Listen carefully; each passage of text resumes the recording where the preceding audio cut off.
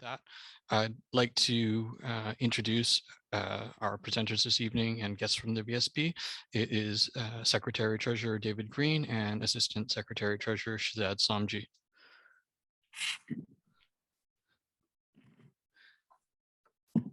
Okay, thanks, Gord. Thank you. Thank you for being here. Okay, here we go. And there's Shazad. Okay, thank you very much. Good evening to all of you fine folks. And Shazad and I are happy to be here tonight to sort of give you a bit of an oversight into the budget development process and, you know, sort of where we go from here. Also, there's a few questions that were submitted. I'm going to try to provide some answers to those at the end of the presentation.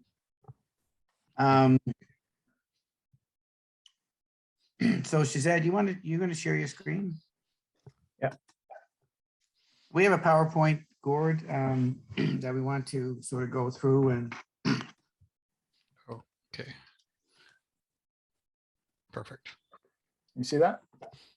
Yep. That's good. Thanks, Looks Shazad. good. Okay. Basically, next slide, please. We should just go into this and I don't know, Gord, if you want to, if people have questions along the way, we can take them as we go, I guess. But first of all, I want to acknowledge that, you know, we're speaking to you folks tonight from the lands of the Musqueam, Squamish, and Tsleil-Waututh, acknowledging that we are unlearning and relearning on the traditional unceded lands of these three nations. And we thank them for sharing the land with us. Okay, so this is the first part of the presentation. This is the budget development process and timeline, preliminary annual budget. So for the session tonight, as I mentioned, we're going to talk about the budget development process and then the questions that were submitted prior to the session. So this is the agenda that we're going to look at tonight for the budget development process. There's going to be talking about basically an introduction, talk a little bit about reporting standards, the concept of a balanced budget, what the guiding principles are in the budget development documents. And then with respect to the budget development itself, the various components that we look at, the some of the work that was previously done that guides the work that we do today, sort of a base position of where we are currently financially. The fact that we have declining enrollment, and then some factors like logistical factors that help, that sort of guide how the budget is developed. The concept of status quo budget, and then some financial factors related to the budget development itself. And then we've come up with some assumptions and for the development of the budget, and then we're going to go through the timeline. I do want to say to the group right off the bat here that this budget development process and timeline was approved by the Board of Education at the January public board meeting. And so we're basically presenting what the board has seen and what the board has obviously approved. And one of the reasons that we've got the meeting going tonight, of course, is right now it's right now you're looking for feedback from the public with regards to the budget. So hearing about it now is a good time. Thank you. Yeah, so this budget survey went out on, I think it was Monday of this week, and it's open for, it's out there for a couple of weeks. 25th, is it, Shazad comes back? That's right, yes. Okay. So, you know, I encourage you folks to go on the website and, you know, look at the survey and encourage your friends and colleagues to do the same and provide feedback to us, because as we go through the development process, you know, we will take into consideration, you know, what parents in the community want to see in the budget or like to express their interest in what they'd like to see in the budget. Okay, next slide. So basically the introduction of, you know, when we do budget presentations, we talk, first of all, we say that the Board of Education is entirely responsible for approving the annual budget. It's one of their is one of the things in the School Act that requires the board to prepare the budget and also to adopt the bylaw on or before June 30th for the following school year. And then send a letter to the minister approving, saying that they have adopted the annual budget. Also in our board policy handbook, specifically in board policy 2, section 9, the board is specifically responsible for approving the budget process and timeline, which I just mentioned they did on the January public board meeting. And next. So reporting standards, I'm not going to spend a lot of time at this. It's just that we are part of the government reporting entity, as are all school districts. We are bound by the Budget Transparency and Accountability Act. But we are directed to use the Public Sector Accounting Board framework for all fiscal years that started after 2011. And that framework requires us to do budgets for the operating funds, special purpose funds, and capital funds. These are the statements. If you go on our website and look at previous financial statements or previous budgets, these are the statements or the components of what the annual budget would look like. There's a statement 2, which is revenue and expense, but that combines all of the all 3 funds, operating, special purpose, and capital. So it would be the revenue and expense in each of those added together. The red highlighted ones are the ones that have the most, I guess, interest or most involvement, and these are the operating fund schedules. So there's an overall revenue and expense schedule, and then there's a schedule of operating revenue by source. And by source, I mean, like Ministry of Education grant, international or student or tuition from international students, other government grants, rentals and leases, those sorts of things. Schedule of operating expense by object. Talks about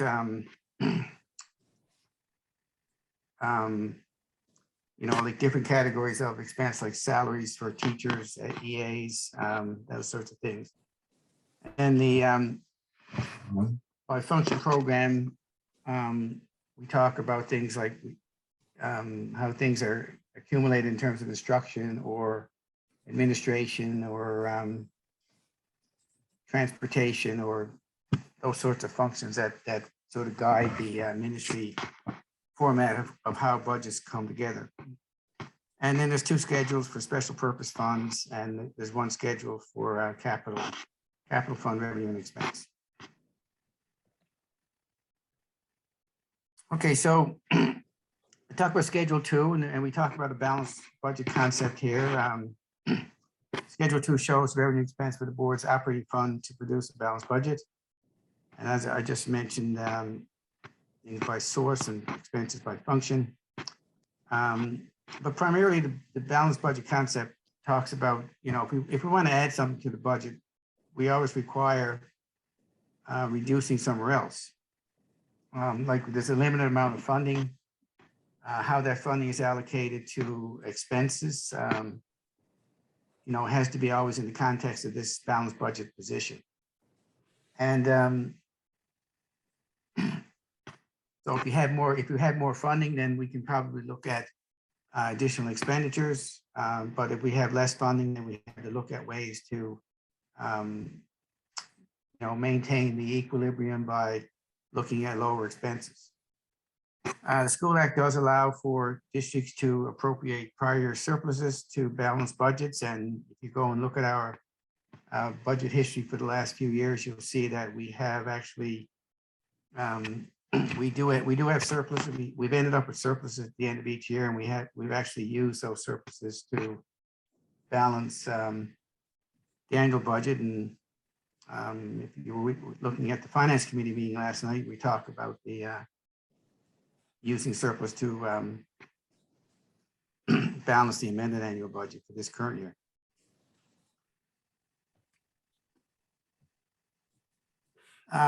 These are the guiding principles that were in the document that the board approved. We want to look at focusing on student achievement, responsible stewardship, in implementing district plans, respecting the decision-making culture of the district, but encouraging creativity and innovation in meeting learning needs. Obviously, very important that our budget is sustainable over longer term, but does provide the flexibility to address short-term needs or changes. We want to focus on equity, and we also really want to reflect the specific needs of vulnerable students. And with respect to the survey and the stakeholder meetings that we'll talk about a little later, one of our guiding principles is always to engage with our educational leaders and stakeholder groups and look for any opportunity for broader community input. So those are the guiding principles that were in the budget development process that the board approved back in January. I mentioned at the beginning, like there's some previous work that was done with respect to how budgets are developed. There was a needs budget working group that was set up in 2018 that was primarily focused on providing equity. There was a lot of equity discussions, but also a lot of advocacy for past cuts that had been made in the district. And then I think the 2019-2020 budget survey did provide some really good guidance with respect to how we develop the budget.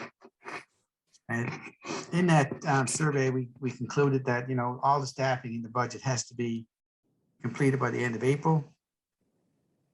We should look at an earlier start for public engagement.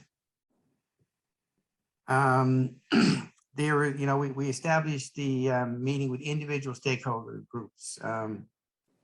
Not all stakeholders together, but individual groups, because we thought that we would get a better perspective as to what the thoughts and needs of each individual stakeholder group would be. And then we've also encouraged trustees to sit in on those meetings as observers. So it's up to the trustees which ones they want to come to, and whether they come or not, it's up to them. But the invitation is out there, and we maintain a list through my office to allow trustees to come to those meetings and take part in the discussions and just observe what each stakeholder group is looking to see in the budget, or what changes they might like to see in the budget. We always try to make our budget development process more transparent.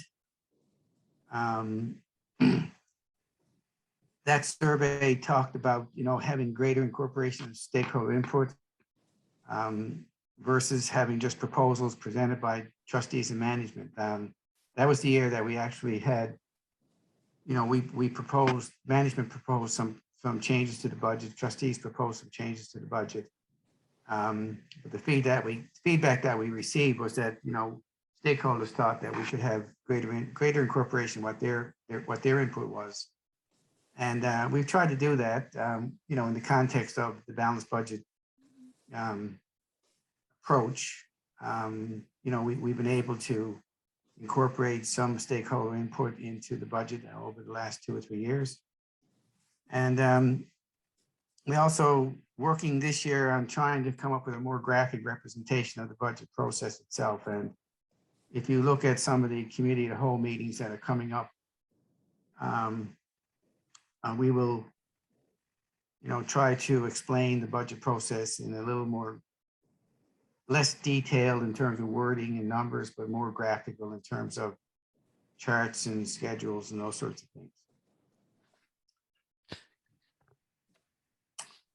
Can I just make a quick question or comment here, David? Yeah, sure. And I think this is a bit for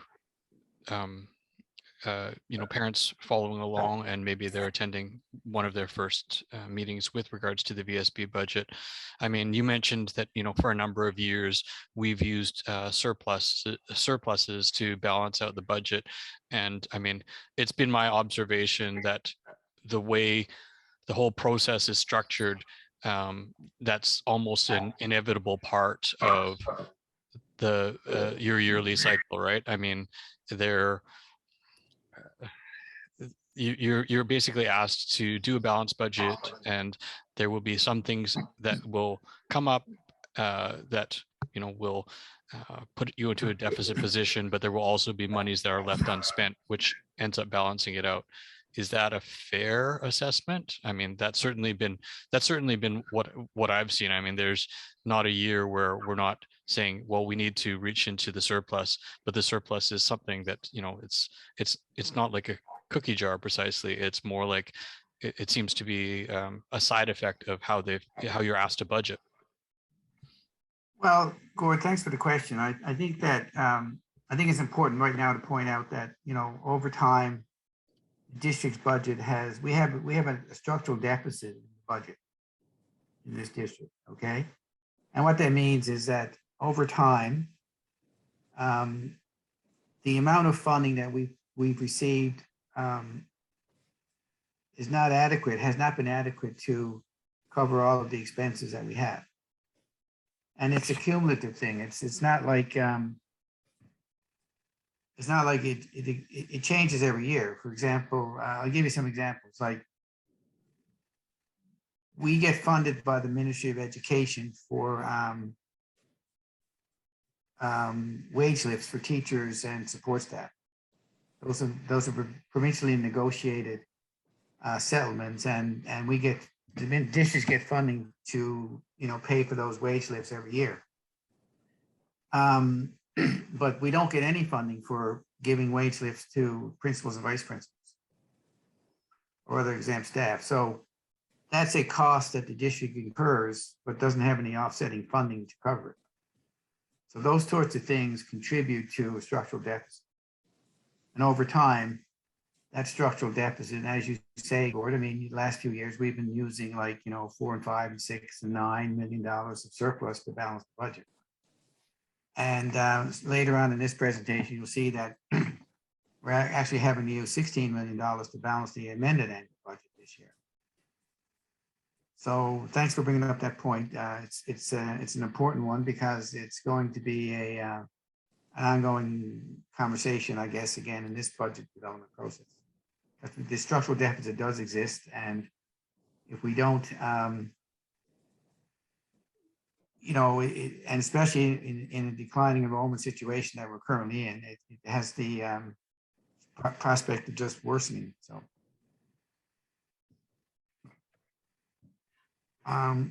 so the base position that we currently have, we kind of take the position that we want to try to maintain a consistent level of service and programs. But we do recognize that we're still in that pandemic, although we're sort of coming out of it, I guess. But there's still always going to be, I think, for the short term, some impacts of the pandemic in terms of both funding and on the expenditure side.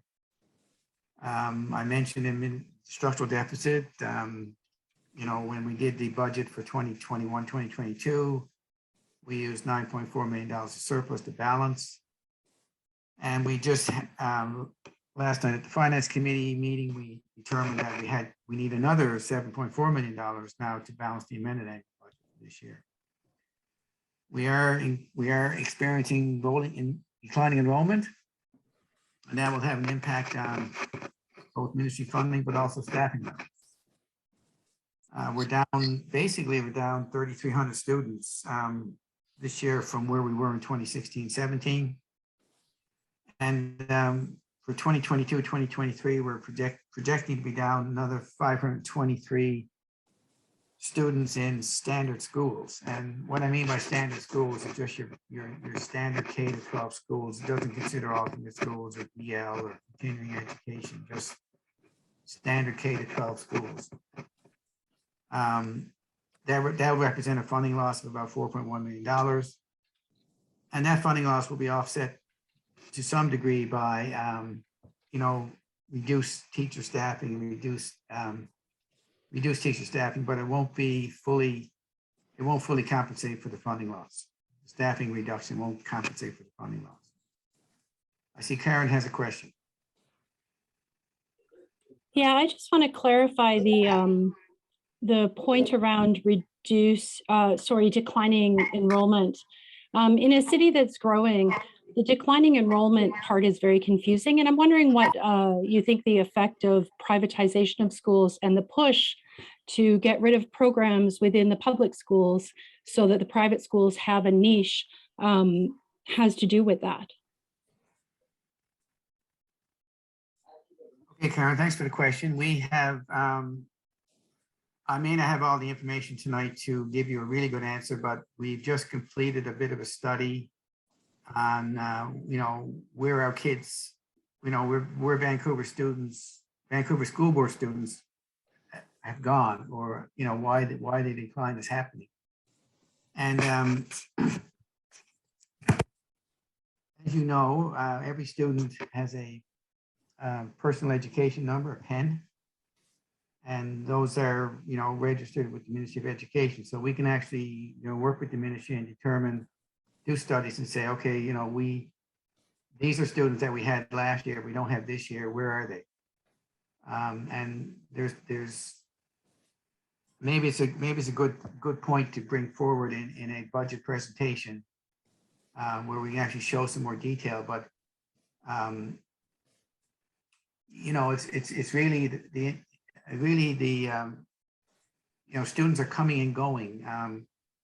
Students are leaving the district to go to other districts, neighboring districts. Some are coming in from other districts, but overall the outflow seems to be greater, obviously, than what the inflow is.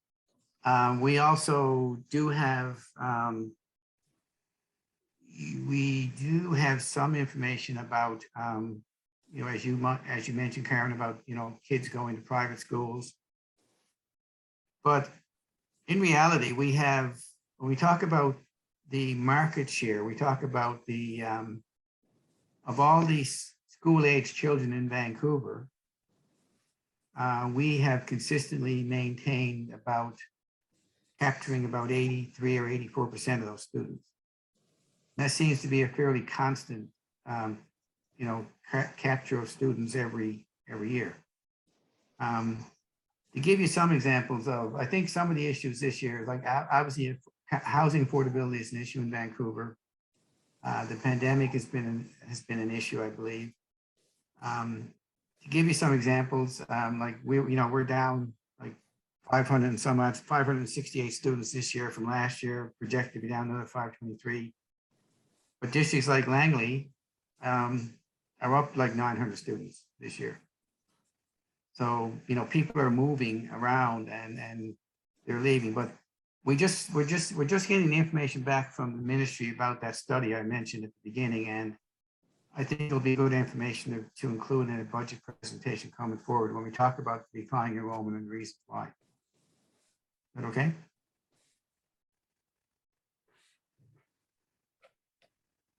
Thank you. Okay, so again, you'll see here, this is the decline enrollment chart for standard schools. See the big drop from even 2020, 2021 to what we're projecting to be 2022, 2023. So almost down 2,000 students. What's somebody's making a comment. Okay. So into the budget development process, these are some logistical factors.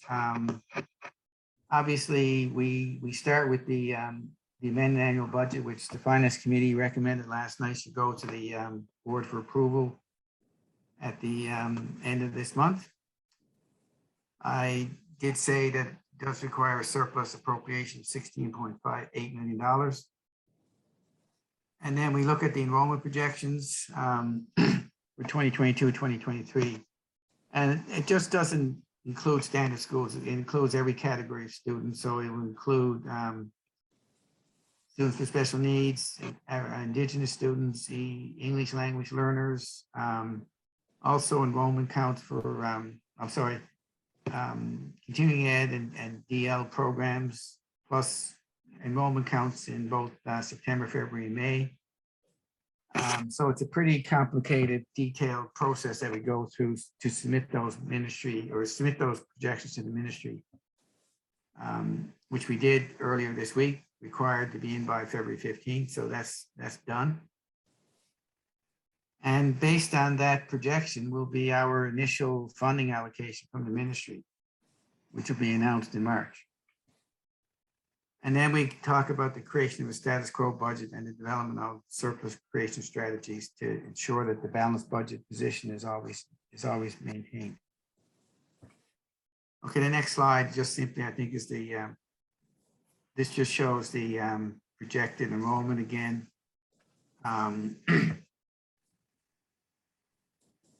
For the compared to this year, so we're looking at being down 582 students, but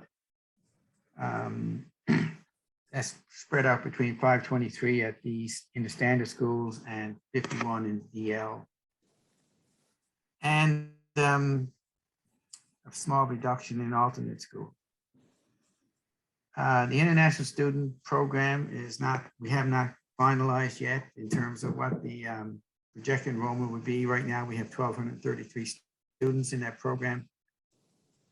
So we're just going to go with 1,200 at this point in time, but that number will change. Shazad's working with International Student Program leadership to determine what the final projection for international students for September will be. Not just for September, but for all of next year, because they come in at different times of the year too. This is the status quo budget concept. So what we do, we take the amended budget expenditures. We add or subtract cost pressures. We add or subtract one-time items. And then we look at enrollment changes. So obviously, anytime enrollment changes is going to have an impact on staffing levels, whether you have, more teachers required or more EAs required or less. So we need to, do a lot of work on what the impact of enrollment changes will have on the budget staffing levels. And then we look at known changes in expenditure levels. So we'll always know that we have things like benefit rates will change, WorkSafe BC rates will change. So we'll be able to calculate what those are and incorporate those into the budget process. The addition of other known cost pressures. So for example, for the 2022-2023 budget, we will have to include a cost for a trustee election, which will probably be $75,000. So that's a cost that we know about. It's also a one-time cost that would only be in that year's budget. We also go through the budget and determine that are there any other non-continuing expenditure costs that come out. And then we look at the status quo revenue side. So we wait, we put our enrollment projections into the ministry. We wait now to hear what those are. We look at the growth or decline in revenue in the international student program. And then we look at other changes that are related to local capital or any other supplemental funding. So we might look at if you follow the some of the budget conversations we've had over the last couple of years, like we've lost a significant amount of funding on investment income due to the reduced interest rates caused by the Bank of Canada changes interest rates during the pandemic.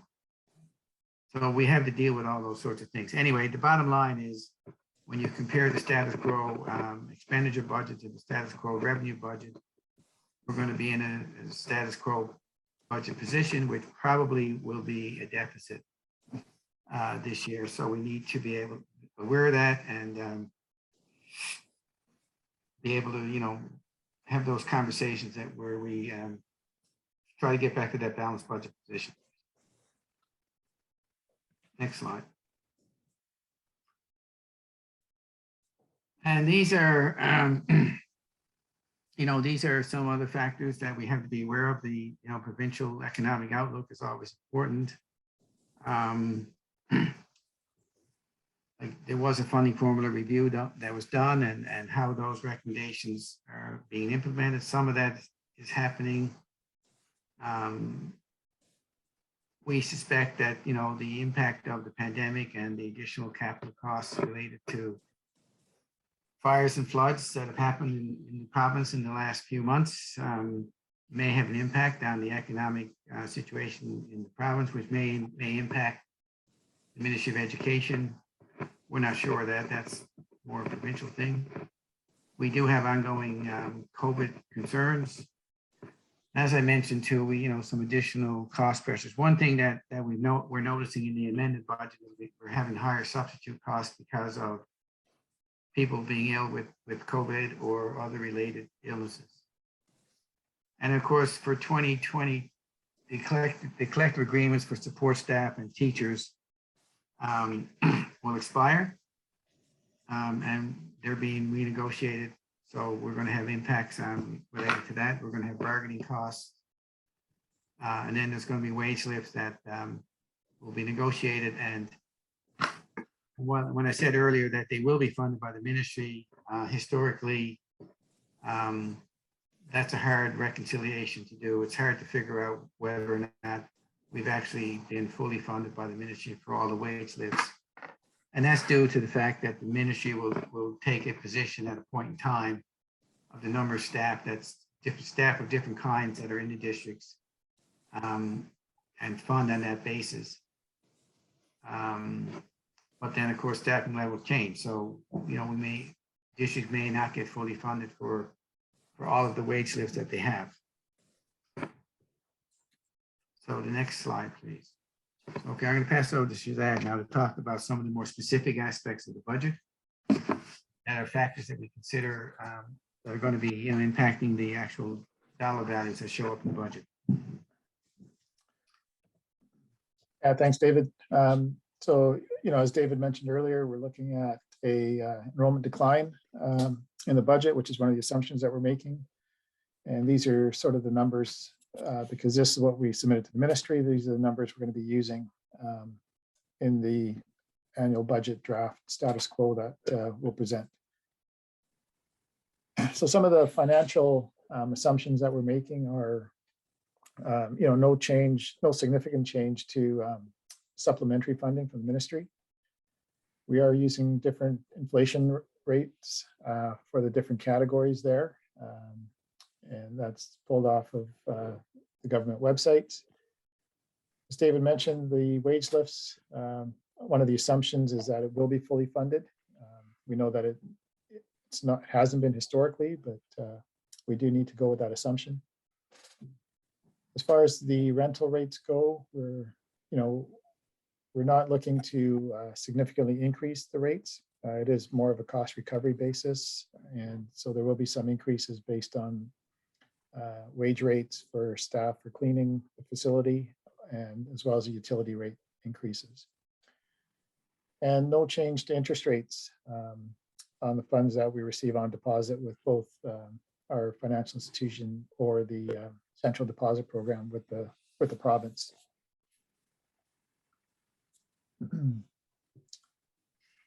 With wages and benefits, again, we're not budgeting any wage lifts for either any of the union, any of the employee groups with collective agreements or exempt staff. The teacher step increment. So there's two sort of factors in wage lifts. One is their annual increase each year. And the next one is what we call the step increment. So that's based on length of time on the job. There's another bump up on the different steps. So we know that there'll be a 1.17% increase just on the step increase. And then we have to wait for what the annual increase will be once the bargaining is all completed. Same with the exempt staff. The district needs approval from PSEC, Public Sector Employers Council. And until we receive that, we're not going to factor in any wage lifts until that approval is received. Our average teacher cost is increasing about $900 year over year. And then our benefit rates. These rates are new as of yesterday. We had a meeting with our benefits provider, and these are the sort of rates that we would use for each different employee category.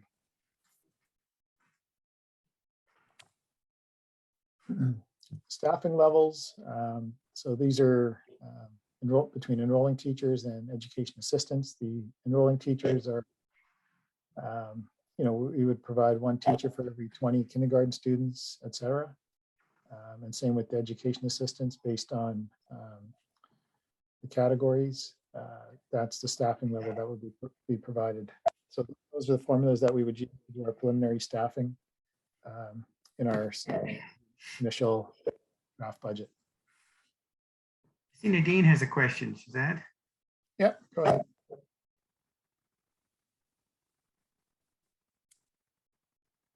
Hi, sorry about that. You mentioned that expenses increase.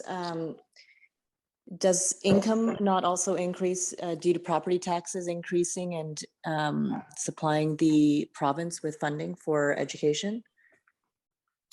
Right. So that as far as our funding levels go, the ministry makes an announcement because they fund per student FTE. So what the district does is once we provide the enrollment numbers to the district, they set that per student funding amount. So we don't know what that number is as of yet. They'll make the announcement March 11th. And, I think I can add to that a little bit.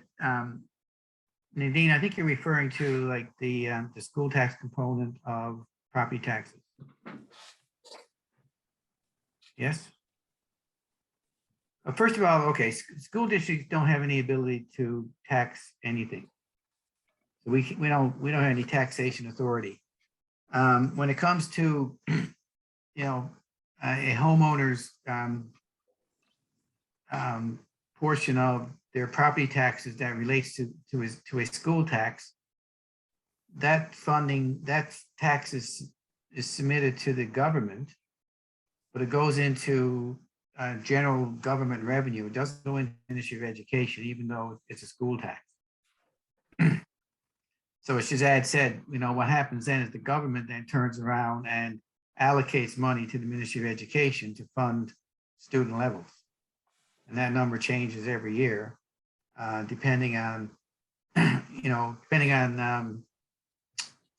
say overall provincial enrollment growth, but also dependent on any additional funding that the ministry wants to put into the the government wants to put into the Ministry of Education. But it's I do know that school taxes are not handled by the Ministry of Education. They go into general revenue government. I might also add, this is the hat I wear, or one of the hats that some of my colleagues at work wear with regards to property assessments. An increasing property assessment does not actually change the amount of property tax. Cities have an amount of property tax that they need to fund their operations, and they divide that up amongst the homeowners. So even if your assessment went up significantly, if it went up similarly in amount, or in a ratio to other homeowners in the city, your property taxes stay the same. That's just a comment like from my other life. All right, Shazad. That's great. Okay. Just some of the operational considerations we're factoring in for the start of the school year is that all in-class learning continues for all students, and summer school. This year we had I guess in the summer of 2021 we had a modified summer school, but for 2022 we're looking at regular summer school, which would be fully open. Community rentals, again, being fully open. We did gradual reopening as of October of 2021 this year, and really just reopened it to recurring users for the district, and just evenings, and after schools. And then cafeterias, again, to operate normally, similar to what happened this year as well. So just looking at all the factors and assumptions that we're making or we have made so far to date. You can see that there's about a 6.9 million deficit for all those factors. And as David mentioned earlier, with the reduced enrollment, so our funding level is going down $4.1 million, but there is some offsetting staffing savings of about 2.2 million. And then the different inflation factors based on our usage, the 1.17 step increase for teachers, you can see there is about $3.1 million. And that's offset with retirement savings. So that's just long tenured teachers retiring and being replaced with teachers coming on. So they're, and because they start at a lower step, there should be some savings there. I might add that these numbers aren't final. This is just these are very preliminary calculations, especially when it comes to things like benefit rates and that sort of thing. So we still have to look at other factors that will come into play. There's other elements of funding that aren't reflected in this chart in terms of maybe increased funding for students, especially EL, continuing education, those sorts of things. They're not reflected in this chart. So this just give you an idea of some of the financial impacts based on the assumptions that we're going to put into the budget. And then you go with the timeline, Shazad. Yeah, so this is just a timeline. David mentioned we've started the public survey, which runs from the 14th to the 25th. Oh, wait, now, Vicky has a question. Sorry. Yes. Hi, I have a question just on the last slide. The budget numbers are really focused on facilities and staff. And I'm curious to know where in the budget sits innovation, research and development, program delivery or supplemental resources for those things that we're talking about as really missing from the system. And what would be the percentage investment that is being made in those by VSB? Are you keeping track of metrics that show that we're investing in the areas that we need to for both innovating, for excellence, but also competing, to keep students in the public school system when there are other options, and looking to what types of resources are being offered to those students? So multi-part question, but really this is a very facilities heavy budget. And my question really is about how we're investing in the programming. Okay, so thanks for that question. I just wanted to, I want to say though that this chart you're looking at is strictly just the projected financial impact of some of the budget assumptions that we've used. Okay. Earlier I talked about, every year we try to maintain or provide a consistent level of programming and service levels that we had, say, in the current year to provide for the next year. And we will continue to do that. And as we go through the budget process, you'll see that there will be conversations about programming, about enhancing programming or changing programming.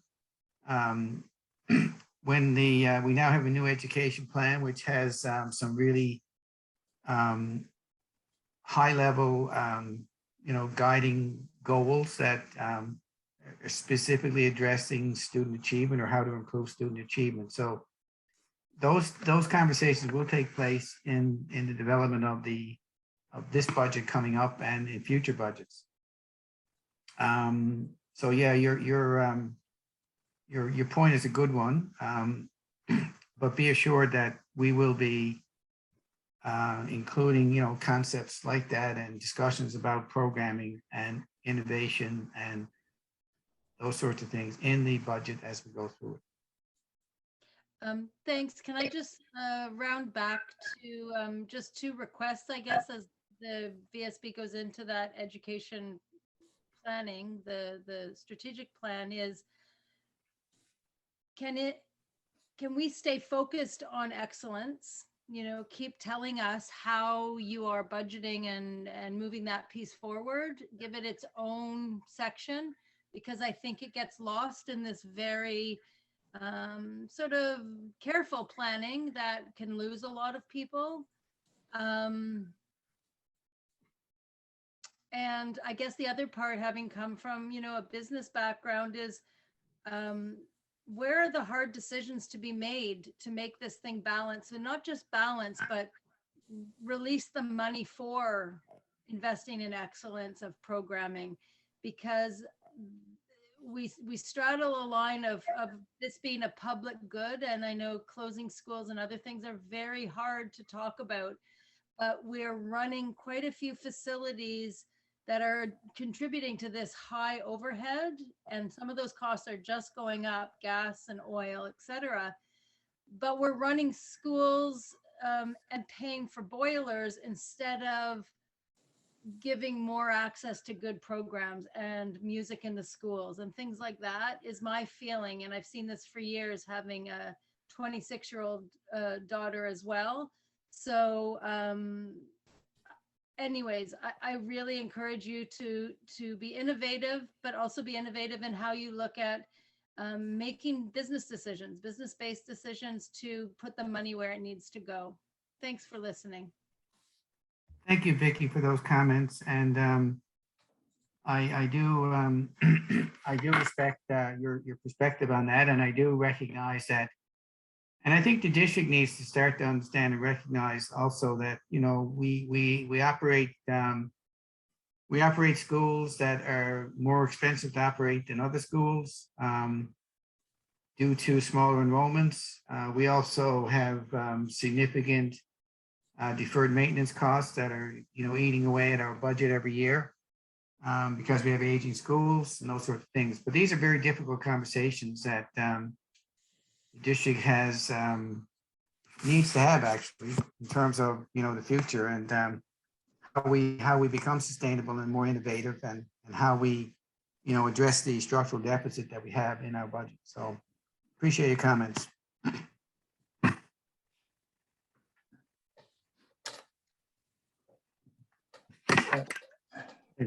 Timeline. Yeah, so just looking at the timeline, mentioned, you know, we're into the, oh, sorry, Vic has a question, looks like. Well, you guys, Oh, thanks, Shazad. Hi, David. Hi, Shazad. Thank you for the presentation so far. It is concerning to see the inflation and to see, you know, non-teachers, staff being, you know, funded out of the enrollment. Now, the ministry knows about all of this. So doesn't the FTE funding ratio also factor in inflation costs and staffing costs as a, you know, factor? And then doesn't the FTE automatically kind of increase? And what is that increase based on every year? Is there like an inflation factor for the FTE funding from the ministry? Oh, thanks, Vic, for the question. I think the per pupil funding that we get is driven by a couple of factors. First of all, it will include wage lifts. They will include wage lifts in all of the different categories of funding that we get for each student.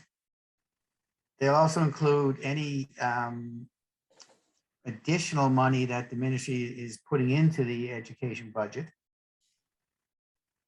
But it doesn't include inflation. There is a recommendation in the funding formula review that calls on the ministry to consider cost pressures, that unfunded cost pressures that districts have.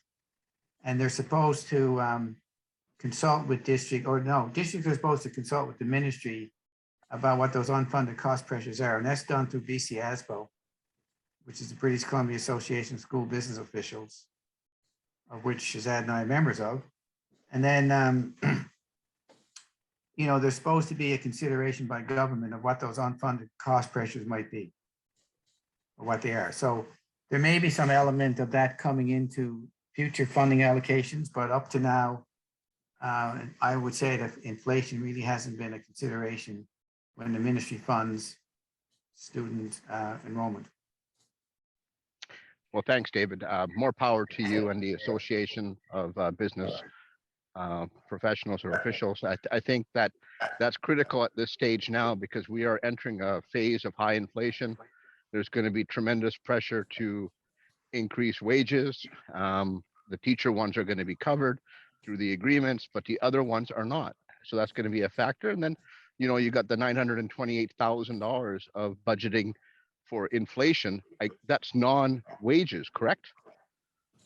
That's correct. That's correct. Yeah, so this is significant. So I think more power to you. You know, I think that association is the right place to, you know, advocate to the ministry. The ministry has to do something because this inflationary environment is going to be with us for a while. Thank you, Vic. Thanks, Vic. So just as far as the timeline for the budget goes, you know, as mentioned, the public survey is open now, the 14th to the 25th. We have started our stakeholder meetings, individual meetings with different stakeholders. We had 2 today. I believe we've got one coming up with Gordon Vic. I think it's next week sometime, if I'm not mistaken, or in the next couple of weeks. February 28th, at the public board meeting, we'll be approving the amended budget for current year. You know, we have the March 8th, there is a committee of the whole for delegations to come and speak directly to the board. Then we have the ministry funding announcement on March the 11th.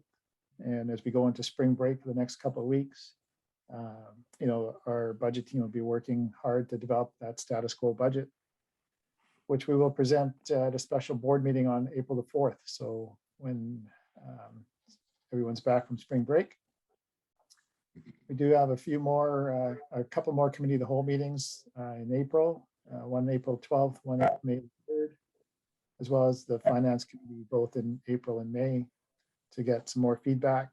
And we're looking to approve the budget bylaw for 22-23 school year at the May 30th board meeting. So still a couple months worth of work to go. Lots of meetings and input from stakeholders and the public that we will take back to trustees for them to consider to include in the budget process. And can I just add to that, Shazad, where like all of these stakeholder meetings, the feedback, it said earlier that trustees are invited to these, but regardless of whether they come or not, all the stakeholder feedback received is shared with trustees on a weekly basis. So trustees are, you know, up to date on, you know, what stakeholders are saying right through the whole budget process. Thank you. Thank you, David. Thank you, Shazad. You're on your question slide. I do have some questions that were submitted before, but I do have one that I just thought I'd ask you about. And again, I think it's for the benefit of listeners. I know that recent changes with regards to what the provincial government wants, they're looking for districts to do a little bit of multi-year budgeting, and they really have a focus on engaging with the local nations. Can you speak to that? Thanks, Gord. Yeah, the ministry has a new policy called financial planning and reporting, and the district has developed its own administrative procedure around that. So yeah, there's significant consultation that needs to take place with respect to multi-year planning. So we're required, and it's separate from, even though it's budgetary, it's separate from the budget process itself, in the sense that we have to provide like 3-year sort of business plans or multi-year planning, and we're going to use 3 years after the next budget, next detailed budget. But looking at ways to improve student outcomes, or how to implement other district strategic plans or goals. So we have, we're going to be talking at the stakeholder meetings also about some multi-year planning aspects. And we also have started to have that conversation in our education leaders and our administrative leaders in the district to start looking at what multi-year plans might look like. It's a new concept, and we have to, we have to bring it forward. There will be discussion of this as we go through the budget process. And as you point out, Gord, the engagement with First Nations is important. And, we're going to obviously make sure that those conversations take place. Thank you. I'll keep moving through. There's a little bit of feedback when I speak, and I'm not sure what's going on there, if it's somebody's speaker. So if we could just be cognizant of our speakers and mute ourselves when we're not speaking. I'll just go through the questions we've received ahead of time and anything that might have been sent to me. So a question just with regards, we touched on a lot of teachers' salaries and facilities. There's lots of other things in schools. How does the VSB budget for purchase of technology and maintenance and replacement of technology? It's one of the areas that PACs are often asked to step in a lot. So what decisions are made at the district level? What decisions are made at the school level for technology? Well, that was one of the questions. I mean, I got a slide on that, Gord. If you go,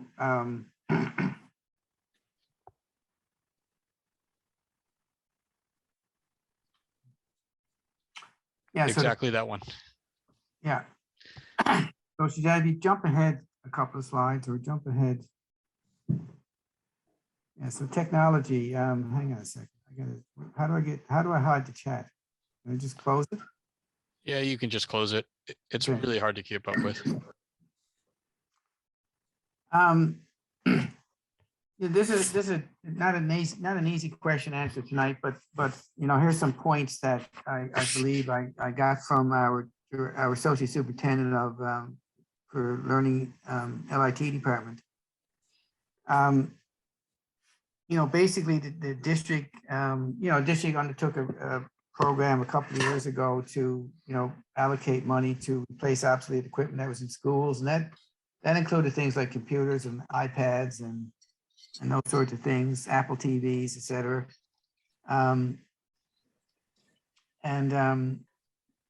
Right now we believe that students have on some sort of ratio basis, every student has a shared access to a device that is meant to be for educational purposes. We do have AAP called fundraising activities, and that guides PACs in how, in the purchase of technology. But when it comes to that sort of fundraising activity, those decisions are made at the school level. But purchases are, we do try to keep track of what's being purchased out there by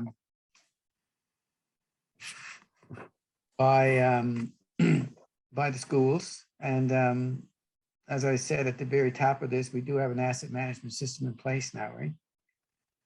We also have, schools also have flex budgets that are given, and they're not significant, but schools do have the ability to spend VSB budget money on technology also.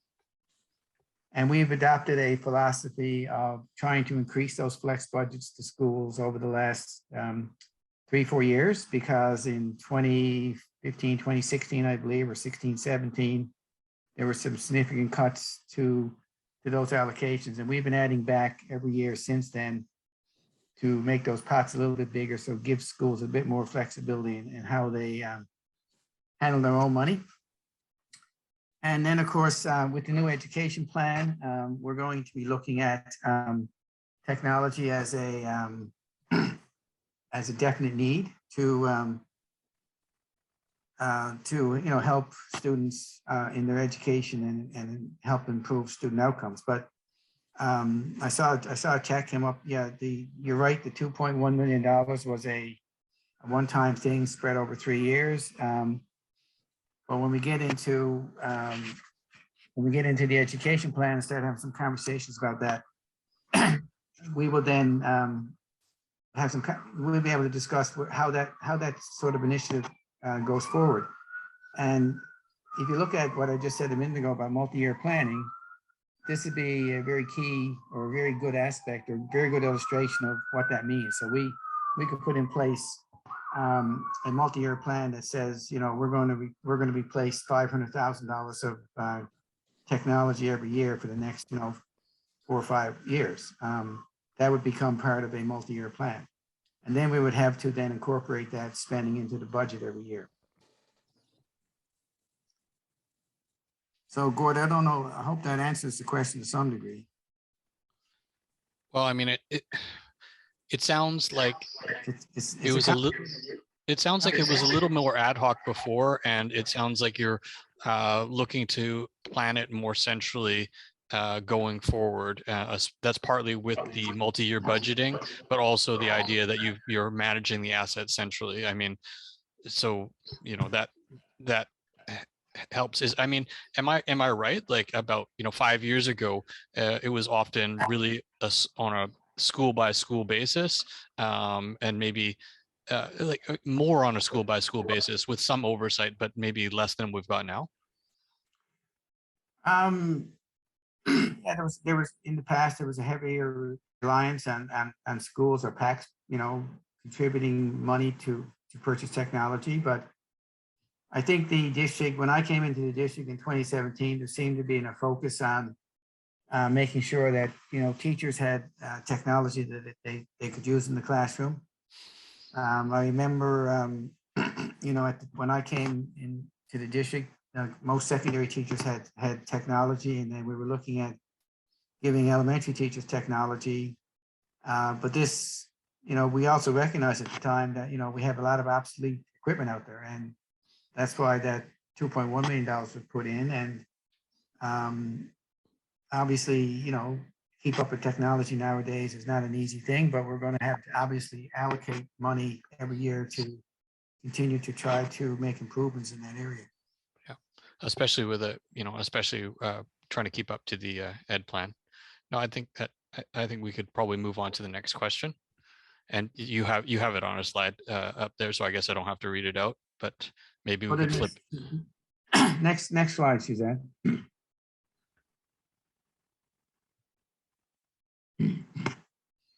So this was a question. There's a bit of background to this question, but about the. You want to go back a couple of slides to see what the background is. So the background of this is the anti-racism, non-discrimination treatment plan lists annual data collection as a goal to be used in measuring progress and help inform next steps of the plan. We currently have a reported tool for racist incidents at schools. Okay, so the first question is, do any of the 2021-22 expenditures reflect any elements of data collection or data analysis specifically for incidents involving racism? If you jump ahead. Thank you. So starting last fall, we did start tracking expenditures to remove racist graffiti at our school sites. I think it was October. And so to date, we've incurred about $3,000 in costs of our maintenance staff and cleanup costs related to that. And the next question is, what's the status of the annual data collection component of the anti-racism non-discrimination plan? And there's the budget for these activities. So coming from Jody Langlois, we have not yet finished creating that plan. So we've not yet collected any data about it. We do have some baseline data that came through the engagement with Urban Matters in the report that they did. And obviously, we're going to have to consider some budget allocation in the 2022-2023 budget to do that. And that may involve not adding budget not adding cost to the budget, but may look at a reallocation of existing budgets. So that would be a budget consideration coming forward. And the last question, Gord, related to the $1.5 million operating holdback grant. Yes, spoke about it a little bit at committee last night. The finance committee last night of a $1.5 million grant, $1.1 million is still not spent. And the question was, what are the obstacles? And obviously, we've had some difficulty. Most of it relates to staffing that has, difficulty filling the positions originally proposed. But Chaz Desjardins and Jody Langlois are working together now to assess reallocating that funding to other positions such as elders and cultural coordinators. And to carry on with that, then, this holdback money is actually part of the operating grant from last year. And if it's not spent by the end of the year, we will be carrying it forward to support Indigenous students. And the last question is, are there plans for continued funding of these programs and supports beyond the $1.5 million?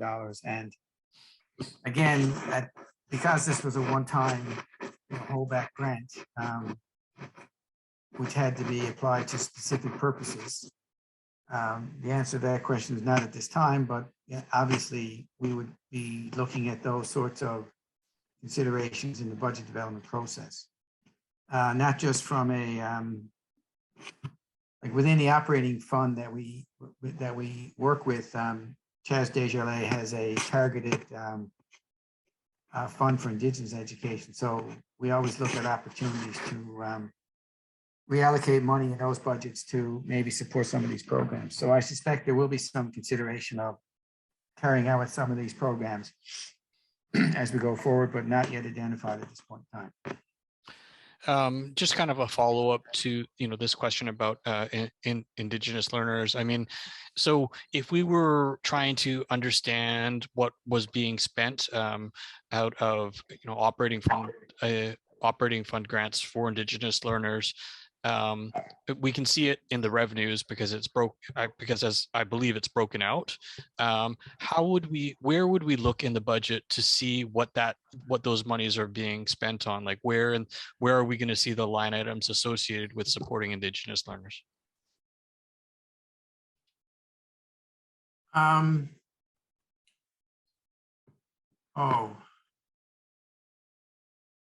We would have to we would have to present the detail of that at some sort of presentation. I mean, it's not going to show up in the overall, the detail's not going to show up in the overall annual budget. So Shazad, like we would be able to take the divisional budget and present something on that, correct? Yeah, that's right. In the divisional budget, the Indigenous Education Department has their own organization. But in the overall budget, it would be all the different categories would fall into the different object lines, right? Like teacher salaries or supplies or services. It wouldn't be identified separately. It would be a. We could show it. We could show the detail, though, right? Oh yeah, I would say that we would show it during the presentation. So here's the spending. Okay, that's a good point.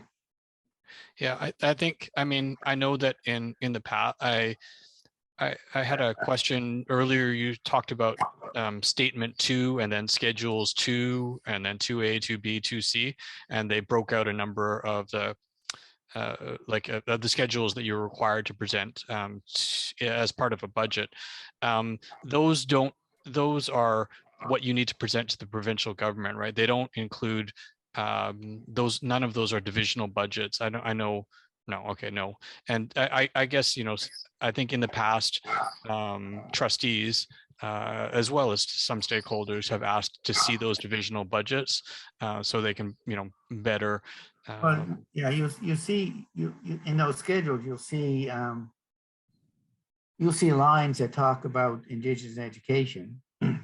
And as Shazad said, if there's teachers in the Indigenous education program, they'll show up as teachers, they'll show up as EAs and that sort of thing. But the actual detail of like how many teachers and how much supplies and how, the details of what supplies and services might be in that budget is not going to be in those schedules. It's going to be, we would have to go into more detail to be able to present that. When will divisional budgets be available for stakeholders and trustees to see? That's an ongoing conversation, Gord. Okay. We are you know, one of the things that we talked about with trustees, we did have a conversation with trustees back in late in the fall about, you know, what were some of the things that they might like to see differently done in the budget process, and we did have a conversation about divisional budgets. I'm a little concerned about, you know, passing out divisional budgets that are like, at this point in time, for example, at this point in time, if somebody looked at the divisional budget of the district right now in February, you could easily come to wrong conclusions about where savings could be made. Because budget lines would say, oh, look, this budget is for like $300,000 and there's only $42,000 spent. But you don't know that there's commitments coming up in April, May, and June is going to consume the rest of that budget. So it's a bit of a,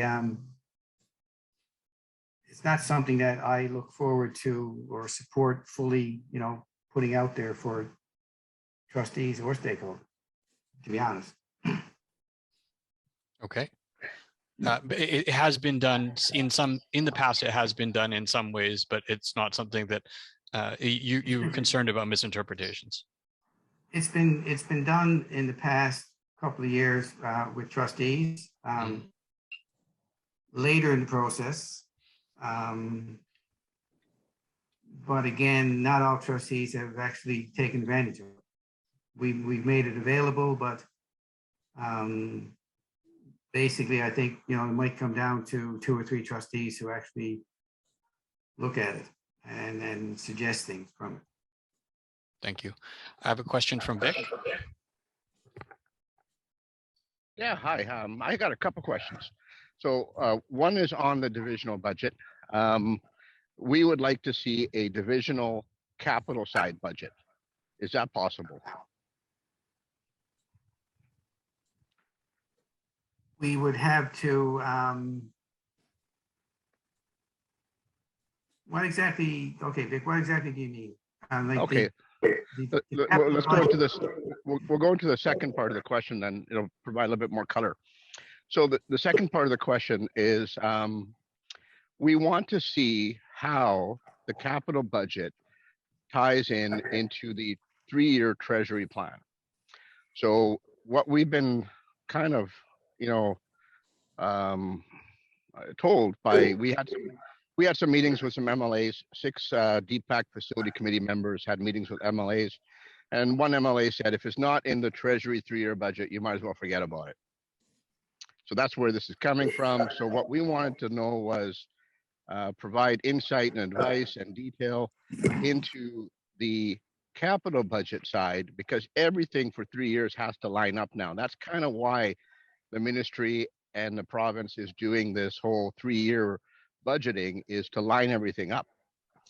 So I think, you know, we can offer some input. So without seeing the divisional budget for 3 years, without seeing what the plan is, and making sure that the 5-year capital plan, and making sure that the budget plan, the capital budget plan, everything has to line up. Everything's got to be perfect for us to get funded. That's the reality. Well, okay, Vic. I think we're talking about a couple of different things. Like, the government has always had a 3-year plan. Yeah, but they don't. They're forced. They're telling us we need one now, right? We have a 5-year capital plan. We request projects in our capital plan, but doesn't mean they're going to be funded. Got that. Okay. We will have, like, in our budget, we can, you know, we can show detail of what we plan to spend based on, say, the current capital projects that are underway. We could say we're going to have, we're going to spend so much money on work in progress. We're going to buy these types of equipment. We're going to purchase some vehicles. We can budget like that, but that has nothing to do with the government's 3-year plan. Okay, what the MLA is saying to you is, like, unless your project is approved by government and included in the 3-year plan, then you don't get any money. That's what they're saying. Well, yeah, I'll give you another example. So an example would be is we have a plan, which is hopefully going to happen, but it's to seismically replace and expand Emily Carr Elementary. So now the government may not say we're going to be in for everything. We also have a plan for building for modern learning, which means we have to put in extra money. So we have to budget for these extra monies. They would be in the divisional budget, would it not? No, So where does this money come from then? we're not going to budget for, like, we have no funding source for a renovation and expansion of Emily Carr School. Okay, but we have a plan for it. So if we don't have a funding source for it, No, we have a plan in the sense it's a want that we want to have. We have that kind of a want. right? So now that's just an example. What we want to see as parents is the divisional budget, which has that documented that we really want it. Like if it's all a plan unless it's in the budget. That's the 5-year capital plan. It's not in the budget. It's not in the budget because we don't have funding to support the cost. That's what budgeting is. If you want to have a cost, you have to have money, you have to have funding to cover it. Okay, So so those the are 5-year the 5-year capital plan is, what we've been told is the first year really counts, second 2 are nice, the third and fourth kind of are notional, and things are all subject to change. What our understanding now is that the ask from the province to the school districts for a 3-year planning cycle is to line everything up. So if we want to replace a school instead of having it upgraded seismically, now we would need maybe a couple extra $1 million. What you're telling me is we don't have the funding, so we don't even budget for it, but we'll find the money at the last minute. I don't believe that that's prudent. I think that would be in the divisional budget, or it should be in the divisional budget. And that's what we want to check. Okay, so if I said to you, okay, if we had a seismic project where we said, the seismic project is so much money, but the district was going to have, make it a replacement school, and that's going to cost another $3 or $4 million. Correct. Okay. So if I put that in the budget. Yep. Okay, as a capital addition, I have no funding to support that. You would obviously have to have funding to support it. So now let's talk about the other side of the situation. Vic, just hold on a second. Okay, let me finish. I don't have funding to support it because the budget has to be balanced. And in order to include something like that in the budget, I would have to take that $4 million from somewhere else. Because the absolutely. So if you're disposing of the Fleming site, the money is coming in. There's revenue coming in. Yes, and we will, okay, we do have local capital and we do budget for local capital. And I can, that sort of information I can give you in the budget. I can show you that in the budget, okay? So we should have a forecast for local capital and a forecast for our budgetary expenses for like the difference of the $3 or $4 million to replace a school instead of having it upgraded. So we should have that in the divisional budget, correct? It would be in the budget. I'm not sure it's in the divisional budget. It would be in the, like she said, where's capital in the divisional budget? It's not in the divisional budget, is it? It's not in the divisional budget because divisional budget is focused on the operating side, right? Okay, got it. So you guys know where I'm coming from. Whatever the term is, divisional budget or the budget, we would love that kind of visibility to work with everybody to make sure that the ducks line up. We've not been funded properly for a long time when we need to make sure we get funded. And, our schools are too unsafe and it's taking way too slow. we need to move way faster. So that's where I'm coming from here, guys. I want to work with you. You tell us where it is and what we need to look for, guide us, help us, and we will help everyone. Okay, so then how supportive are you of closing a whole bunch of schools that are inefficient and selling off a whole bunch of property that we get a lot of money for? Absolutely. Let's look at it. Transparent scorecard, transparent planning. You know, Okay. none of this hide and seek. You're gone mute, Vic. I think it's a conversation. Sorry. Yeah, I'm not sure if my Bluetooth is still active. I think school closures are well, a conversation that have been a difficult one, and I know I can see the conversations that staff are bringing to the trustees over the years, and they're a hard one for trustees and parents. I don't think that surprises you, and we've had many candid conversations about those. They're not easy conversations.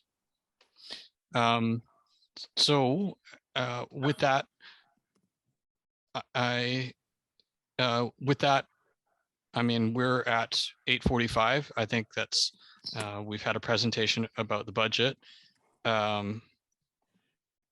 We've had a few questions answered. We had some in the chat, but I think we answered a few questions about where some of that information will come from and how parents can participate in the process. And again, the engagement survey is available now.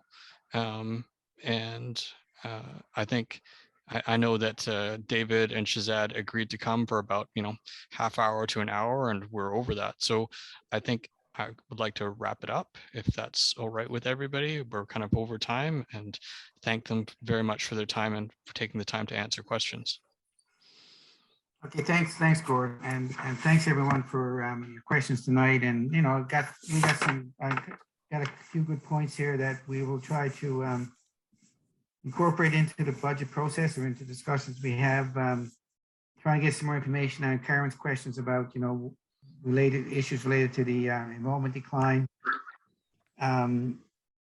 Vicky's focus on making hard decisions to contribute to excellence innovation, and providing some more information about Indigenous budgets, and having a further conversation with Vic and others about capital budgeting. Okay. Thank you. Thank you very much, David. Thank you, Shazad.